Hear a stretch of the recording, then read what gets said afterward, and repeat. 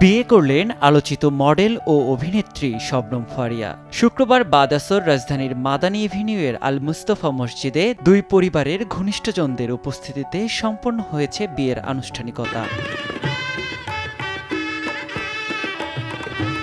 জানা গেছে, পাত্র রাজশাহীর ছেলে তানজিম তৈয়ব। অস্ট্রেলিয়ার ইউনিভার্সিটি অব সাউথ ওয়েলস থেকে ফিন্যান্সিয়াল ইঞ্জিনিয়ারিংয়ে স্নাতকোত্তর সম্পন্ন করেছেন তিনি। বর্তমানে দেশের একটি শীর্ষস্থানীয় বেসরকারি ব্যাংকে অ্যাসিস্ট্যান্ট ভাইস প্রেসিডেন্ট হিসেবে কর্মরত আছেন।